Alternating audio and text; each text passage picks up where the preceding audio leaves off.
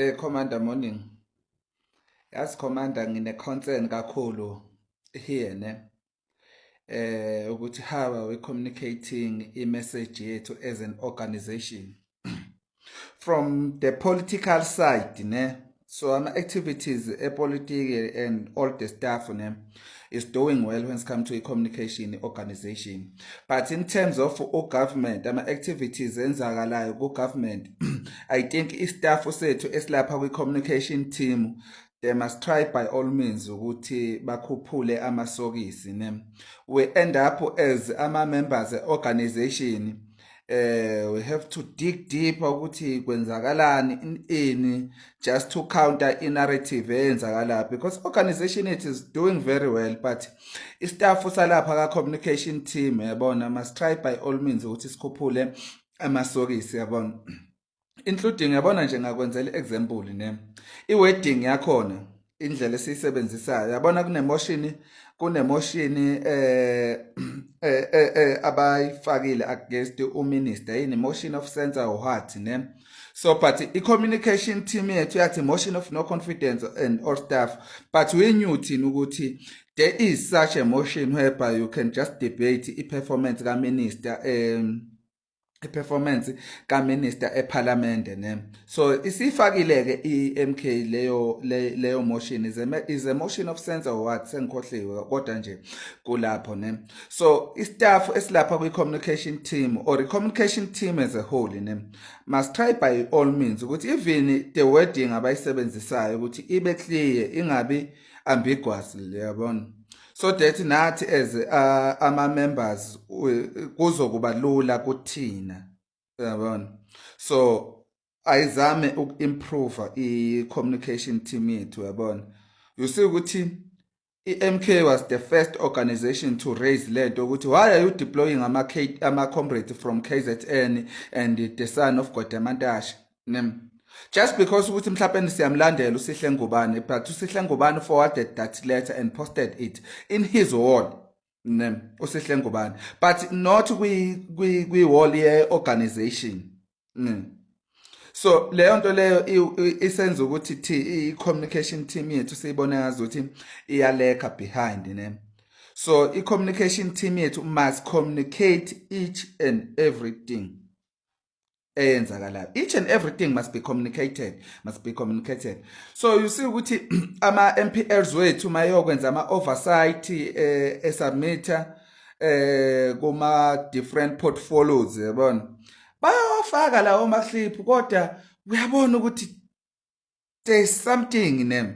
And also it's very important ukuthi if there's something kufanele ukuthi communication team ikwazi ukuyi-analyze ukuthi okay, njenga namhlanje nje kwi-Justice Committee,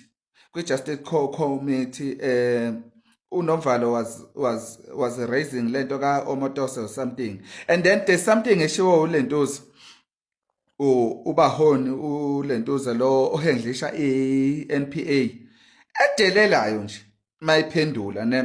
We must be able ukuthi sicommunicate lezo zinto ngoba ku-end up kuze kube ngathi ukuthi akwenzeki lokho ngoba akubona bonke abantu ne abazolandela abanjengathi abazolandela what is happening eParliament. Mina nje I'm satisfied nge-performance ye-MK in Parliament, kodwa kubona bonke abantu beside-ke mase bebona ukuthi drama kunabantu abakhishwayo in sebeyabona ukuthi hayi obani basebenza kanti there is no such yabona. So i-communication team yethu bafowethu ayime ngeenyawo, they must communicate each and every move eyenzayo i-MK eParliament. It's not a sin yabona. And we must also build relations ne fourth estate okuyi-media ne. It's very important. You see ukuthi into encane i-DA uzoyibona ku-403 uzoyibonaphi ne. Uyabona singayikhohlisa nje sithi mhlawumbe Facebook, Twitter in yabona ukuthi they are big, I agree nabo YouTube, but ilentos i-traditional media is very important. We must know ukuthi okay, we got abantu bethu lapho ukuthi whatever they are development yabona izinto ezenzakalayo, we go and explain them go 405 404 or 403 yabona, we explain it, sibabonisa abantu ukuthi what are we doing yabona, what are we up to there in parliament. So I'm urging we communication team yethu ukuthi they must just upper their socks laphana parliament, especially the work of government, ukuthi i-MK imisebenzi yayo must be seen, kungabi thina kuphela esiyaziyo okwabantu abalandelayo ukuthi okay, umkhonto wesizwe wenza njengamanje, wenza njengamanje, akubona bonke abantu. Everything esenzayo must be in the public domain. It's very important yabona. So we were the first organization to raise this thing of Son of God, we were the first organization on Monday. Then EDA yavela create a table, it's been creative, I created a table and wrote ama-credentials alabo bantu yabona. So you see ukuthi indlela aba creative ngayo yabona. So i-communication team yethu must work as a team and i-expose ama-shenanigans enzakalayo on government yabona. This is a fair criticism to our staff laphana kwi-communication team ukuthi they must triple their effort. It's very important ukuthi be-communicate nathi. Should there are many things MK ezenzayo, should end up singazazi thina yabo, ngoba kuyona yonke into nawe ozoyazi yabona.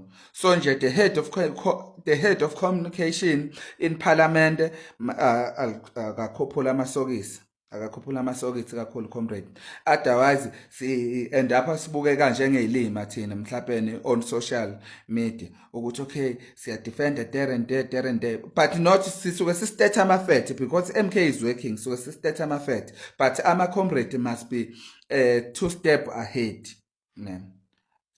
Ngiyawacela nje ama-commander ami, ngiyacela kakhulu, ngiyacela. You see ukuthi laphana yini iscopa ama-submissions MK are very good there, are very good, and those submissions awuwaboni kuma-platforms MK yabona, ofisho ukuthi uyibuza ukuthi why yabona, ngaphandle makuthi uyasilandela iscopa yabona. So it's become very difficult ukuthi ama-members abone ukuthi what we are doing there. So I'm pleading with communication team, head of communication team, spokesperson, just to triple the effort in them. But nje so far so good. Kodwa ama-comrade mawakhuphule.